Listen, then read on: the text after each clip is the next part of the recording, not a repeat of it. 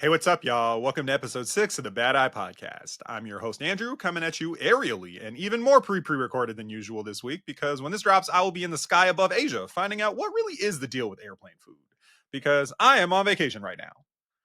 We've got another illustrious guest for you this week. He's a writer and researcher based at the Brown University School of Public Health. He directs narrative projects and policy impact initiatives at the People, Place, and Health Collective at Brown. And the only way that we managed to get him on this podcast is that he also happens to be an excellent friend and my good buddy, Abdullah. We had a long and interesting talk about a range of topics. We talked about Jeff Bezos and the free press. We talked about Republicans gutting Medicaid. We had a long conversation about the opioid epidemic, mental health, and safe injection sites, and a bunch of other interesting smaller stuff too. We talked for like 3 hours, and it was all pretty interesting, so I'm going to be releasing it in parts. The first part here will mostly cover Bezos and Medicaid. I appreciate you for listening. I appreciate Abdullah for sitting down and talking with me, and I'm not going to prolong this intro any more than I need to. So let's get right into the episode. All right. Hey, welcome. So first I want to say thank you for being here. Very excited. It's a dubious honor, but it's technically still an honor. So the way that we usually do things here, I do kind of a brief rundown of the news for the week, and then we get into kind of the meat of our main topic. I'm not going to do it as structured as I kind of typically do it because normally I'm just by myself. So I need it to be a little bit more structured because otherwise I'm just talking, in like a rambly way for an hour. But I'll run through some of the topics that we wanted to talk about and then I'll get your take on them. So the first one that I wanted to talk about this week is actually a tweet that you sent me earlier today that I was unaware of until you sent it, which is just Jeff Bezos sounding the death knell of the free press on Twitter of all places. So I'll read the tweet and maybe I'll pause as we go because it's quite a long tweet and there's some stuff that I want to talk about specifically about it. But yeah, I'll go through it and then we can kind of get our takes on it. So this is Jeff Bezos tweeting.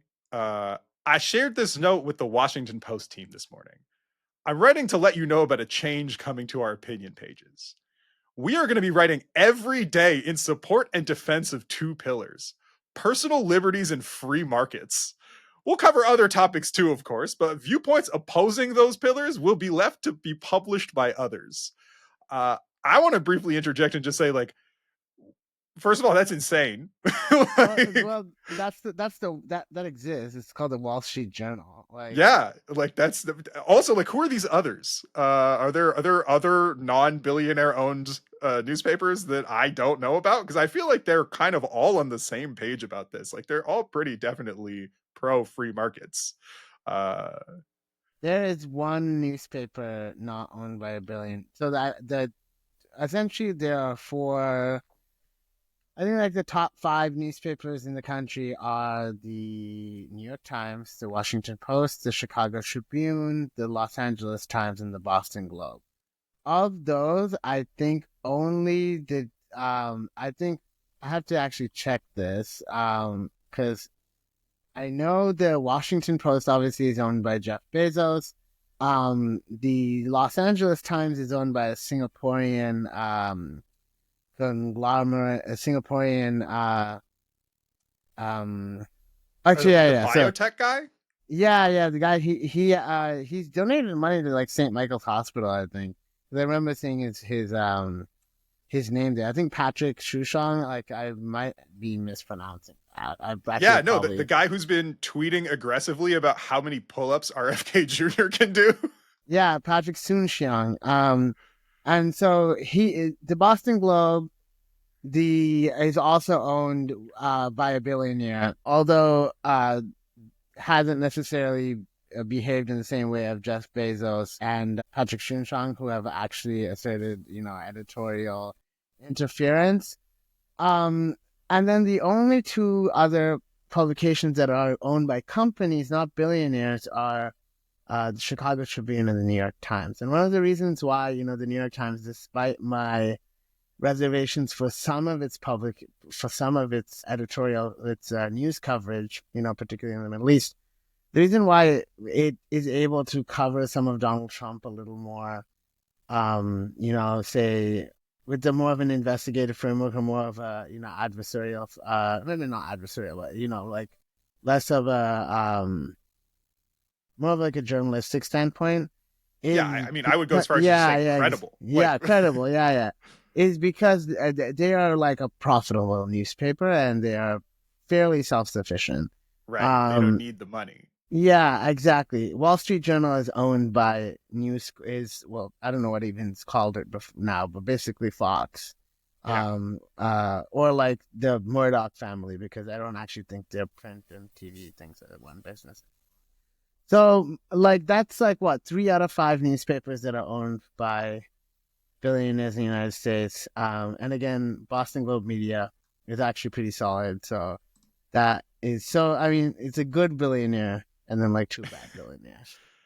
Yeah, I mean, look, like, I mean, one thing I will say is like he's a good billionaire for now, and you know, it remains to be seen whether he stays that way. Because, I mean, not that I ever really thought Jeff Bezos was a good billionaire, but I didn't really see him doing stuff like this. This seems kind of new and unprecedented, and I feel like we're in kind of an era of like billionaires feeling like they have license to behave in ways that they just did not previously behave. Like Mark Zuckerberg was not on Joe Rogan 5 years ago talking about how like the workplace is too feminized and we need more masculine energy in the workplace, which is like objectively a hilarious thing to for anyone to have said. Like I've never been in any workplace in my entire life and been like, what we need is more dudes. But yeah, I mean, I'll move on because I think like the rest of this tweet is somehow even more ridiculous than the Yeah, first part. There was a time when a newspaper, especially one that was a local monopoly, might have seen it as a service to bring to the reader's doorstep every morning a broad based opinion section that sought to cover all views. Today, the internet does that job.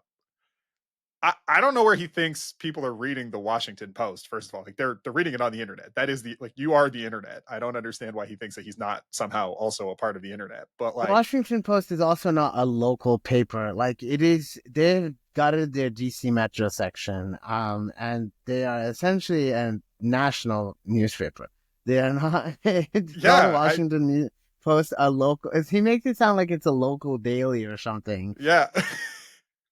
Delivered by like your little like, newsboy with the old style hat and everything. It's like, He's J. no, Jonah Jameson taking pictures of Spider-Man. That's yeah, who he is. yeah. That's Jeff Bezos.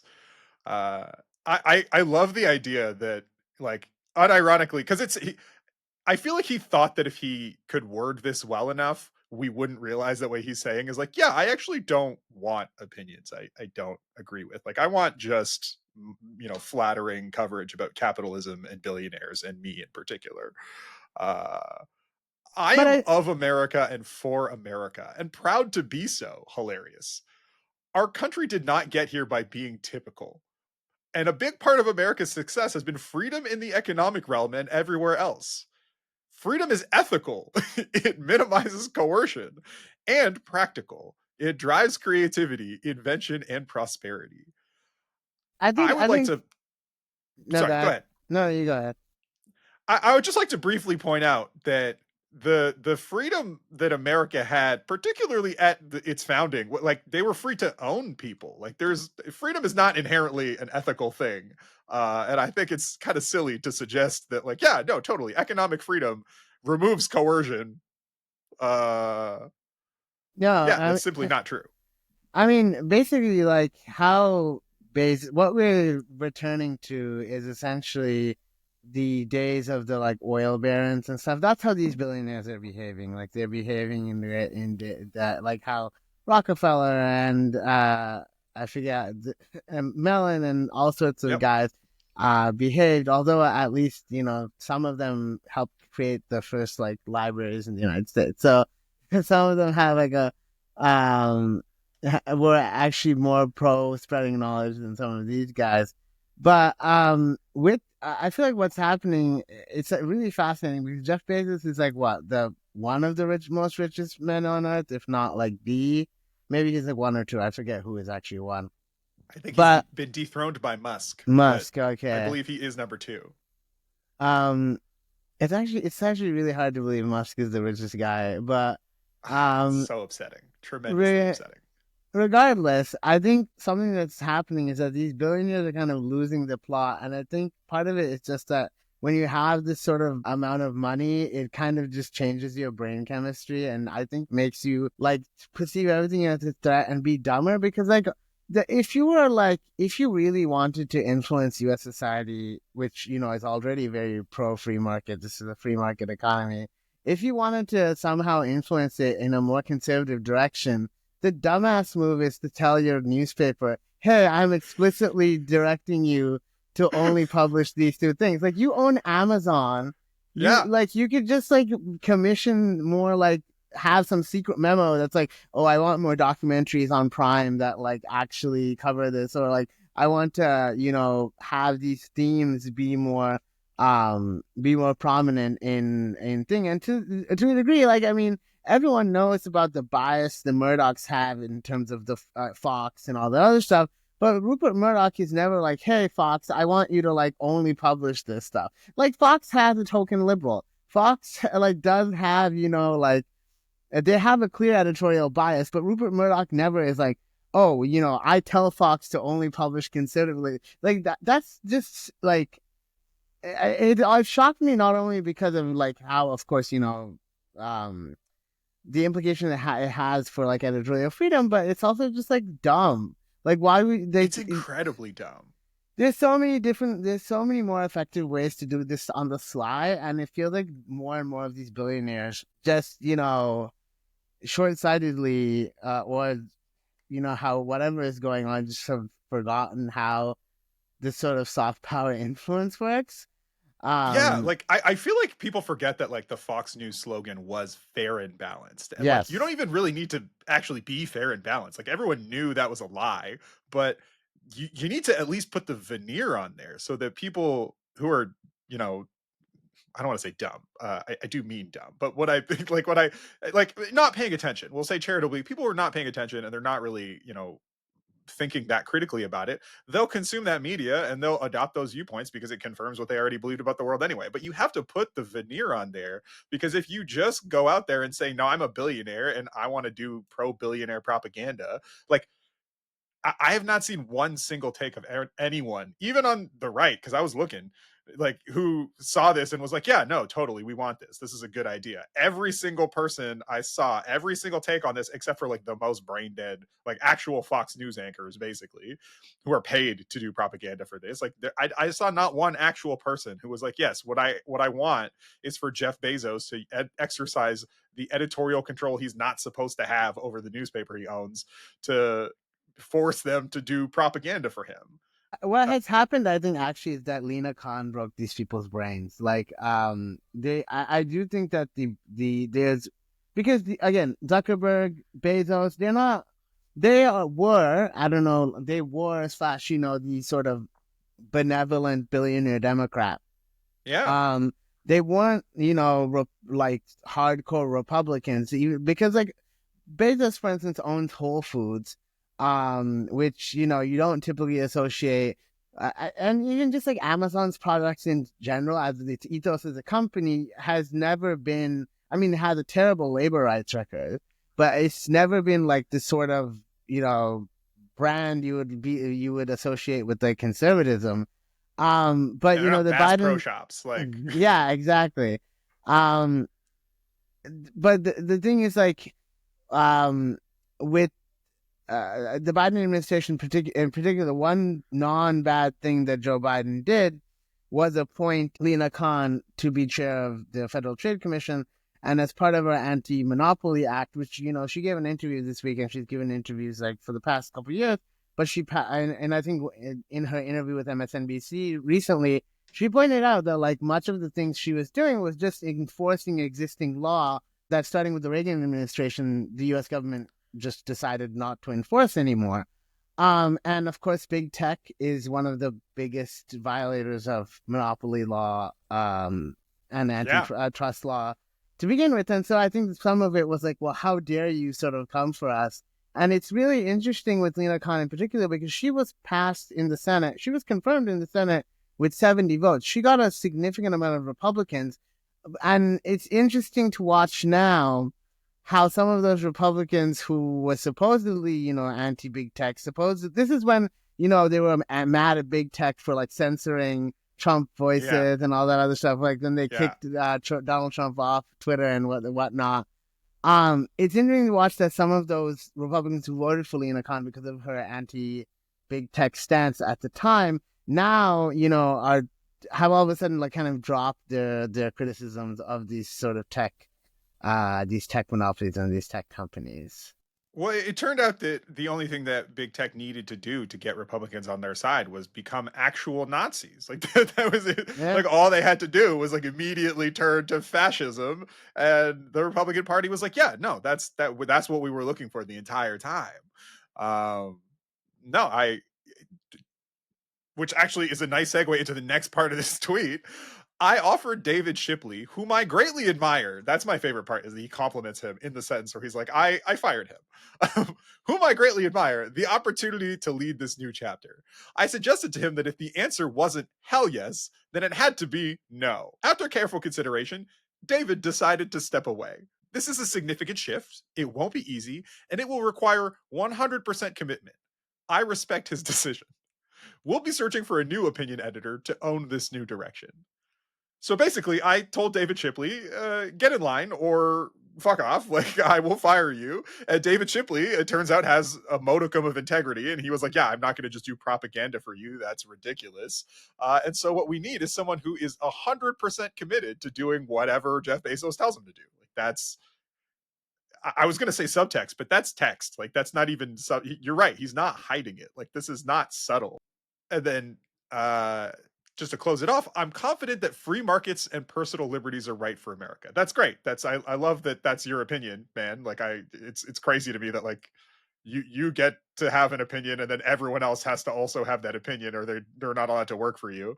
Uh, I'm excited. I also believe these viewpoints are underserved in the current market of ideas and news opinion. I have look, I don't read all of the newspapers in America, but I would guess that none of them are like left-wing communist. you know, I've never read a piece from the New York Times opinion section that was like down with capitalism, appoint a council of commissars. Like that's kind of insane that he thinks that these ideas are underserved, and he's excited for us together to fill that void. And then the final part of my tweet, which is actually, I said the earlier part was my favorite. This is my actual favorite part, which is that he signed his tweet Jeff. like your auntie texting you. He just put Jeff at the end. Like we don't all know it's Jeff Bezos. Yeah, Jeff. It's like, and the thing is, it's so unhinged because for much, I think he bought the Washington Post like in 2017 or something. For much of his time leading the Washington Post, again, I would say from the earlier time, the earlier I guess period. Yeah, so he's owned the Washington Post for 12 years now. And so towards the you could argue that some of the some his influence has been felt through the Post. But again, it was probably that soft influence, that sort of soft pressure. It was not like this. He's not like sending direct emails to the newsroom. Like I don't think that is a very recent thing in this sort of Jeff Bezos ification of the Washington Post. And again, like I don't know what he's I don't know what he's trying to accomplish, because eventually the Washington Post will become even a too big of a money suck for him.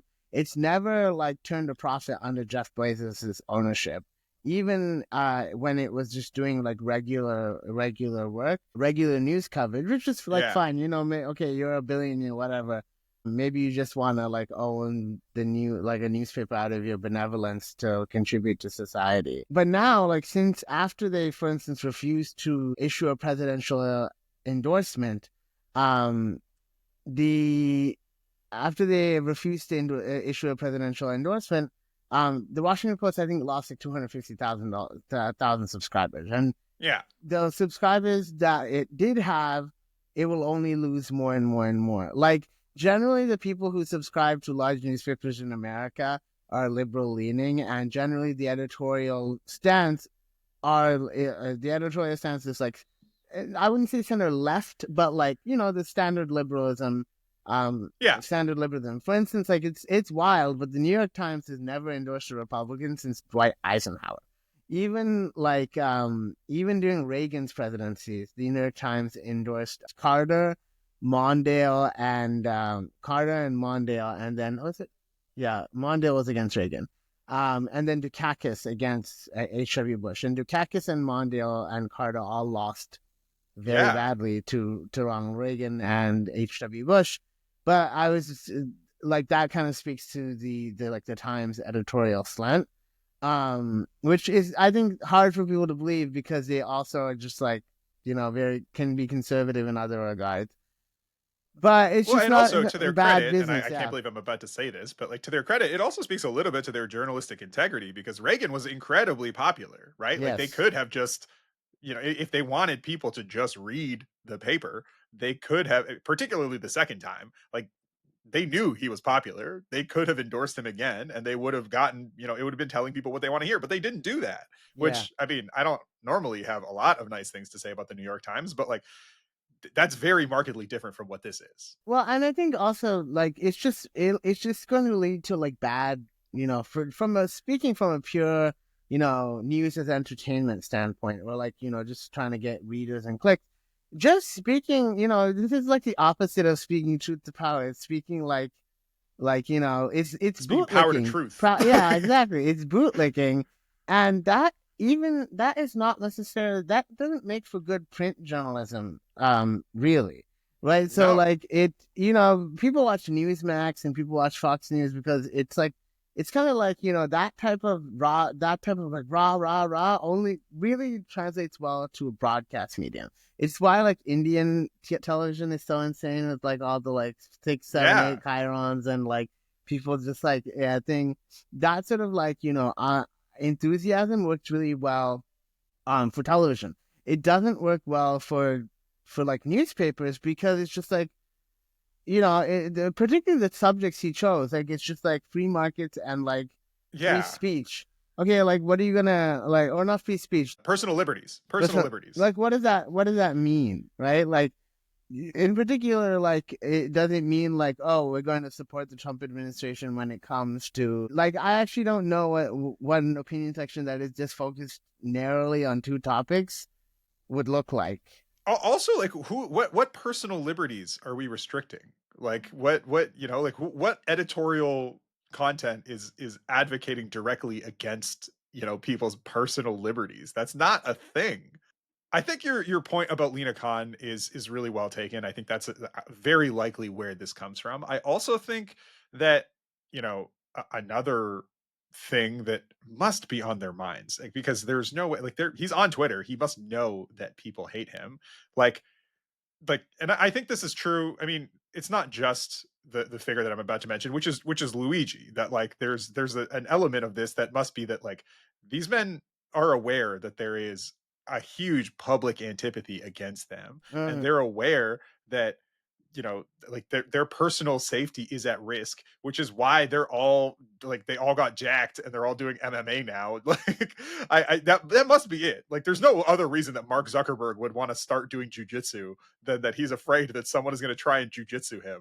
Well, Um, he's also probably going through a divorce. well, yeah, there is that. Okay, actually, that's a good point because that is big Yeah. divorce dad energy to just be like, yeah, I'm going to start martial arts at 35, like. But no, there is. I mean, yeah, and he's going through a divorce probably because he went on Joe Rogan and he told everyone that there needs to be more masculine energy in tech. I can't imagine that went over well with his wife. Well, I Um, mean, to be clear, like they aren't officially separated yeah, or divorced yet, but I just think it's coming. yeah. I Uh, mean, it must be like he's wearing streetwear. He's got a chain now. I mean, He if looks those aren't symptoms, they are the cause. Like he looks like a kid from Brooklyn who's about to have his bar mitzvah. he does look Mm, like that, there's which is funny a because I don't think he's Jewish. is he not I Zuckerberg? I I don't. I mean, it sounds like a Jewish name, but I think he might not be. Um, Sure, maybe I'm not sure. they all have that energy because Jeff Bezos is also not Jewish, but he does look like an Israeli arms dealer. Like that's 100% the energy that he gives. As particularly when he got jacked and he shaved his head and he's wearing all those vests. I was Oh like, yeah, that's literally he looks like an Israeli arms dealer from like a bad '80s movie. yeah. What I was thinking about the bar mitzvah, that I was thinking there's this clip of like Nicki Minaj like performing at a bar mitzvah, and I was Yeah, thinking about like those kids and like, okay, he well, does. He does look like one of those yeah, kids, yeah, yeah, 100%. Even though he's like 35, like he does look older than that, I think. But yeah, yeah, no, he's he like definitely 40 does look. something, yeah, That's crazy because he's got such a baby face that I legit like 35 was like that was an actual ballpark based on the way that his face looks. He looks like a baby. yeah, Um, and also simultaneously a little bit like an alien. I feel like the hair is doing a lot of work for him. Like when he had short hair, he looked like an actual lizard person. It was crazy. yeah, yeah, Um, but yeah, I mean, this is an unprecedented. I mean, the last thing I'll say on this, on the topic of Jeff Bezos dressing like an Israeli arms dealer, is like I wish, like if we're gonna repeat history, like can we at least do it with panache? Like William Randolph Hearst, you know, he was a robber baron. He was unquestionably a terrible guy. He, abused his power as the owner of multiple newspapers. He dressed great. He looked super cool. He threw awesome parties.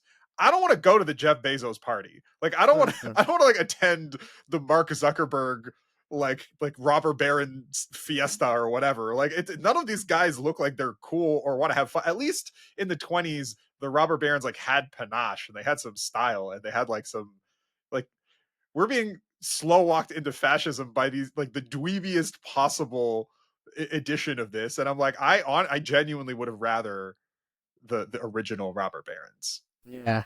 That makes sense. It's a Yeah, frustrating time for to to be in history. Like it's just like we're failing an open book test right now. yeah. It's not just the fascism; it's just so uncool. Yeah, I genuinely like I would never be pro fascism in any Yeah, yeah, yeah. situation, but like I would be much more amenable if it weren't also so fucking lame. Like all right, let's move on to topic number 2, which is a little bit more in your wheelhouse, I think. So yesterday, the U.S. House of Representatives narrowly passed a Republican budget that would require the absolute decimation of both Medicaid and SNAP benefits. To their credit, Democrats and even one Republican were unanimously against it. Well, I guess the Republican wasn't, but the Democrats were unanimously against it, and there was one Republican who agreed with them. But even with their one Republican ally, they didn't have the numbers.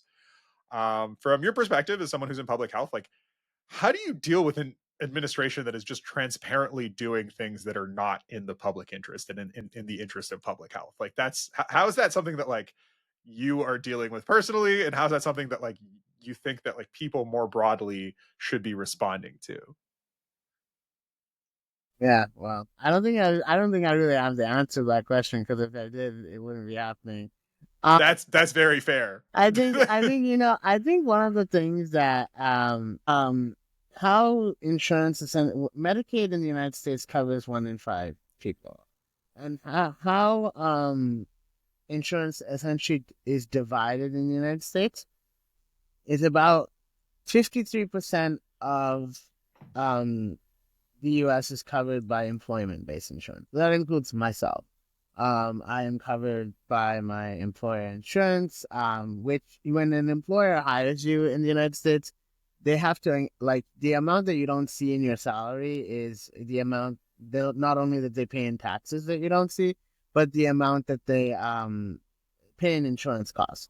And so essentially, like an insurance cost for a good insurance plan is roughly between $8,000 to $10,000 on top of your salary. And so you have to pitch in some of that from your paycheck. So I pitch in like $100 every month, $150 for my insurance plan. Right. And then for about Medicaid and Medicare, it's about 20% each. And then, roughly 19% each for Medicaid and Medicare. So the difference between Medicaid and Medicare is for all Americans above 65, or most, I should say. You have to have paid into it. If Right. you didn't pay into Medicare, you don't necessarily get that benefit. However, you you can still enroll in it. You just have to pay a premium. Right.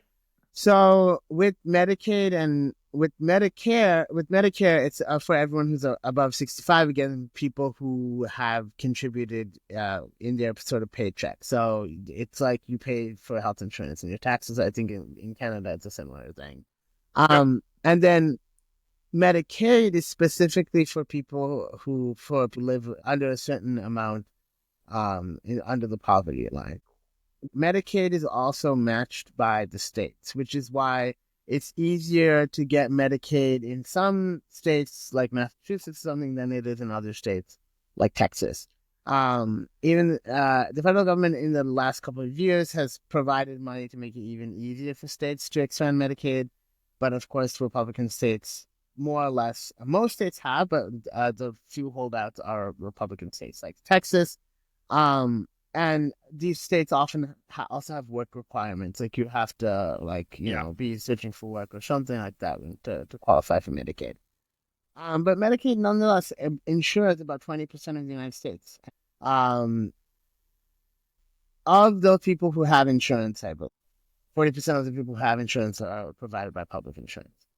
And so that's a lot of people, right? And Yeah. so that is also why, right, the largest expenditures other than defense, which of course is like a huge expenditure, is like Social Security, Medicare, and Medicaid. Like these are one of the biggest like expenditures in the budget. So the Republicans are like, yeah, we need to cut. They're not wrong that it costs a lot of money. It does, but it's arguably a very important thing that the government pays for. And it's funny because people think, well, there is no public insurance in America. There is. But one of the reasons why we have this sort of convoluted, expensive system is because we have a private healthcare system as well. It would be Yeah. just much, much cheaper if we just had like a whole Medicare for all system. But, I digress. What it would do if you had major cuts to healthcare is that major cuts to Medicaid is that it would essentially, decimate the state of health insurance in the United States. It would cut health insurance for children in particular. Children are covered by the Children's Health Insurance Program, which stands for CHIP under Medicaid. Um, and Medicaid, I think, covers an insane amount of births in the United States. I mean, so 4 in 10 births are covered by Medicaid.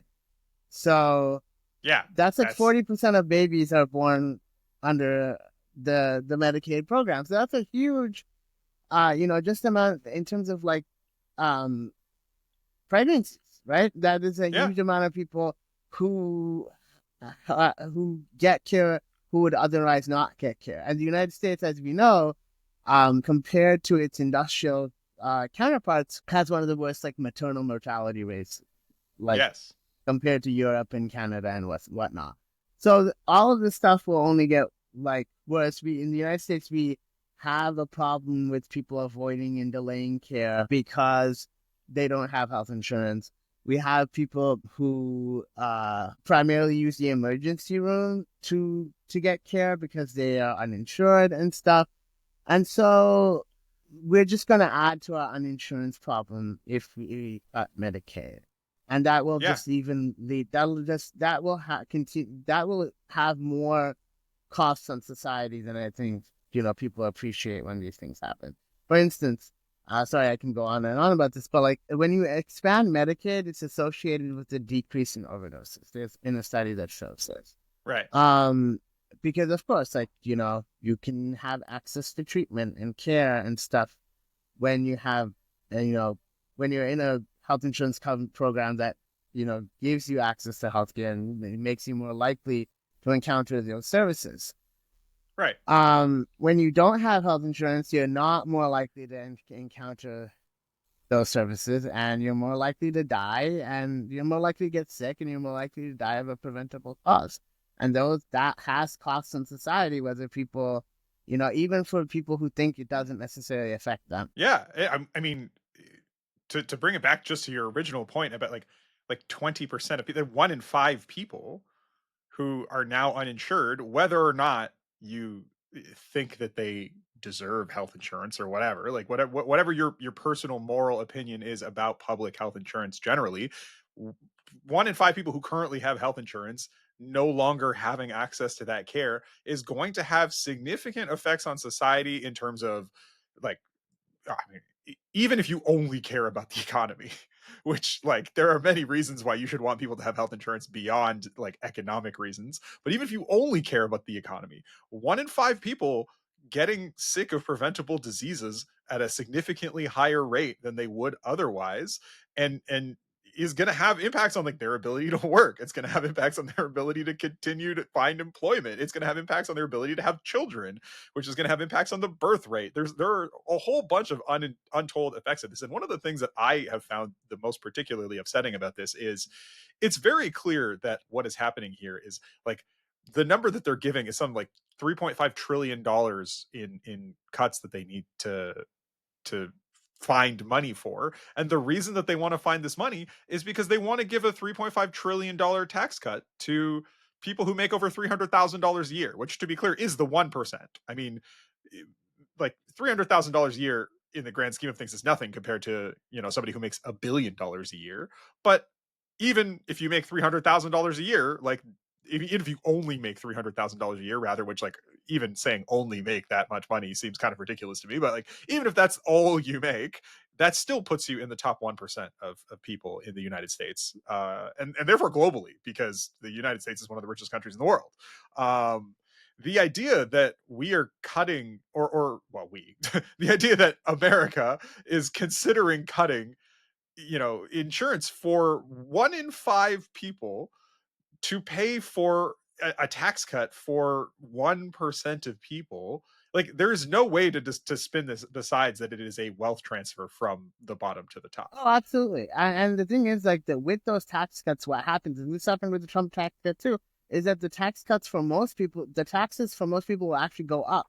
Right? Yeah. Most people who are making an average, middle class, low class, not low class, but middle class, working class salary will see their taxes increase between, I think I saw a number that was like between $700 and $1,000.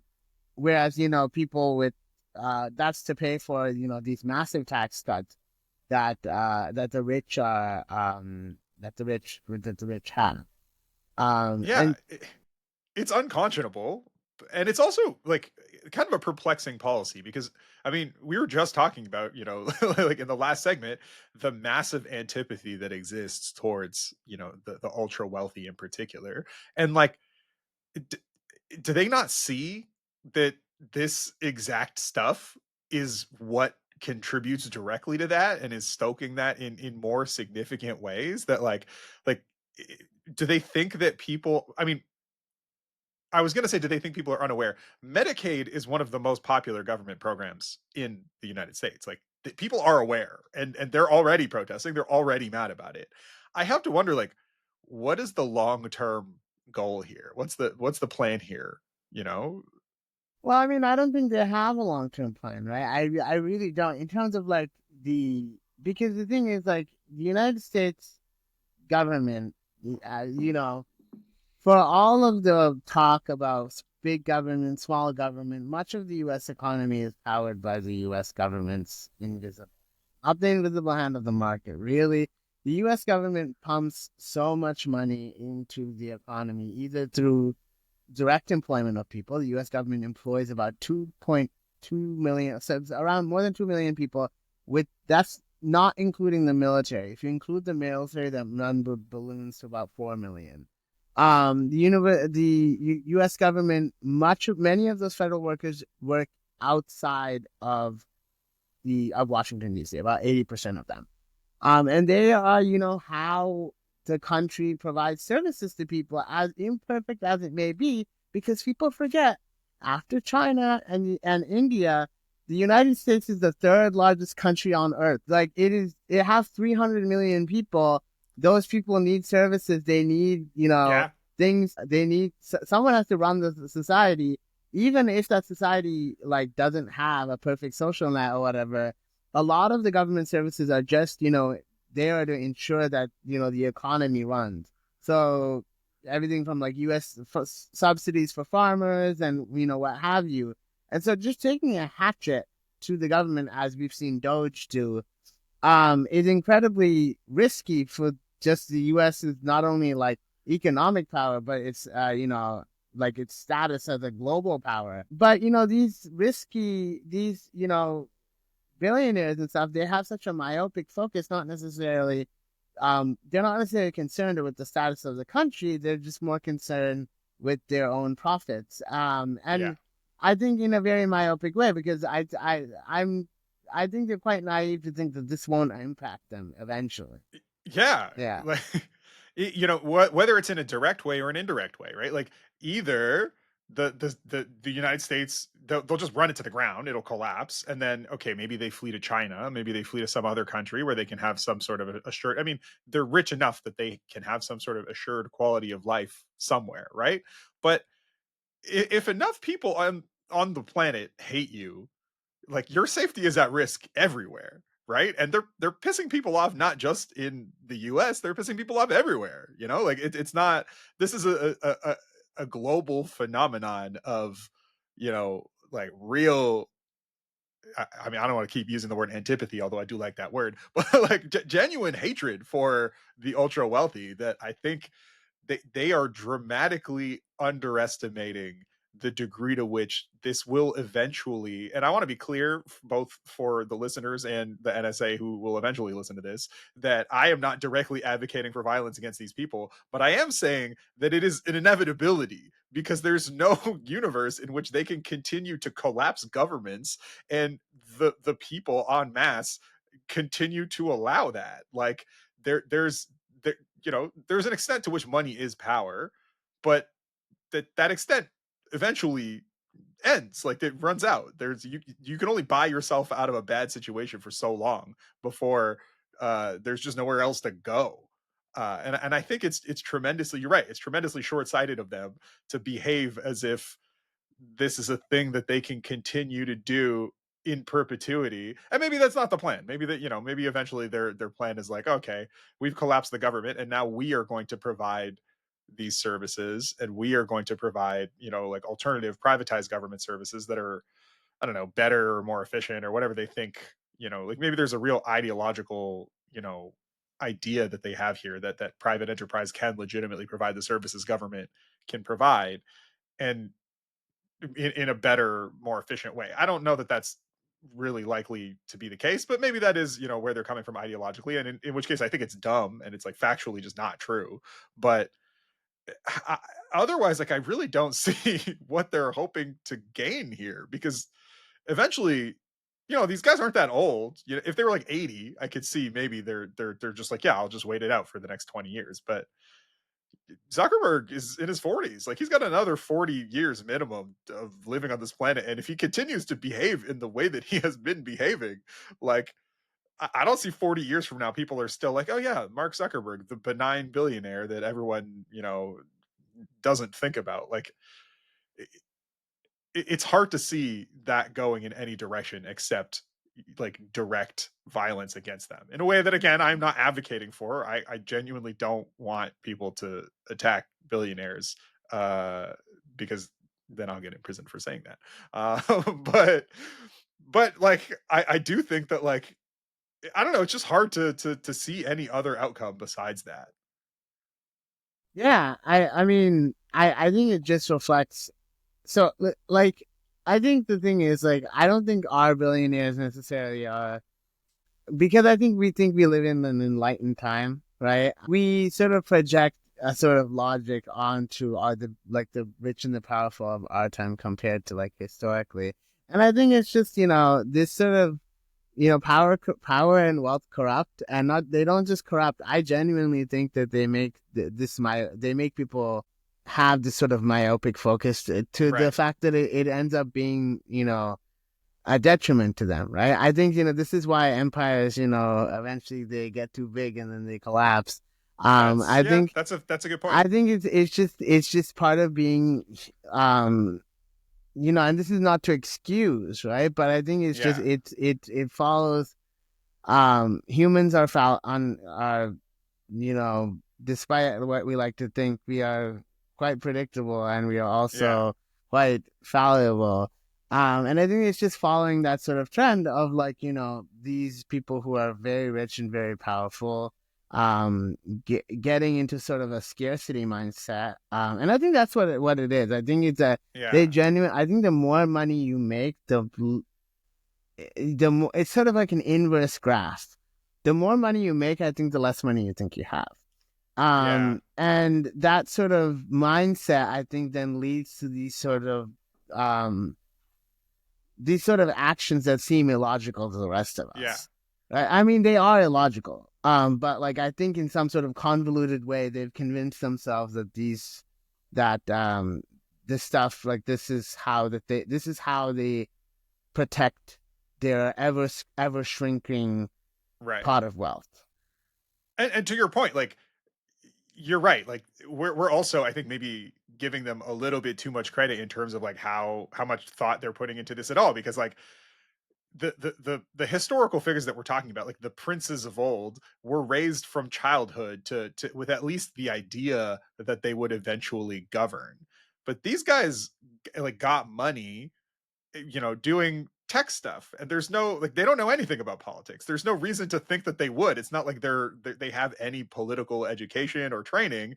They made their money being really good at creating tech platforms, or in Musk's case, he just inherited a bunch of money and then he bought a bunch of companies that turned out to work out really well for him. But he's not even particularly good at the tech side of it. Like he just you know lucked into a lot of his wealth. And I think uh that's a big part of it, right? Is I think there's this view that because tech is, the new, that it is a thing that is technologically advanced, us that being part of that innovation and advancement means that you inherently have more superior ideas of how society regarding as how society should be run. So I don't even think that Musk, Bezos, whatever I don't even necessarily think they see themselves as partisan actors, as much as, or like really ideological actors, as much as they see themselves as people who are like, the meme that was like society if like with the like yeah. weird, yeah, that as much as they see of it, I have a very specific vision of what a technocratic, sorry, not technocratic, because but in a very advanced technological society looks like. Well, I think technocratic is a good way to Mhm, like, because I think they do want to be technocrats. yeah. Like I think that's what they ultimately aspire to, and what the degree to which they're succeeding at that is really in question. But like, I think you're right to describe them that way. All right, I think that's it for this week. I hope you enjoyed the first part of our conversation so far. Stay tuned to hear what else Abdullah had to say on the opioid epidemic next week. Abdullah did recommend a piece of media, but I only had him give one recommendation because I did not expect to be cutting this into multiple episodes, so I will just give mine this week, which is the series of novels The Expanse by James S.A. Corey and the accompanying TV show. Jeff Bezos' technocrat vision for humanity is one where all large industry has moved to the asteroid belt and where the abundant mineral resources there are ready to be mined with no detrimental impact to Earth. And while that sounds like a great idea, this sci fi series is set in a world where they actually did that, and it goes about as well for them as you'd think capitalism in space would go. It's one of my favorites, so if you haven't heard of it, please do go check it out. I want to say a huge thank you to Abdullah for his time and thoughts, and I'm excited to catch up with you guys next week with the rest of our conversation. Until then, I'm your host, Andrew, and you have been listening to the Bad Eye Podcast. Be easy, y'all.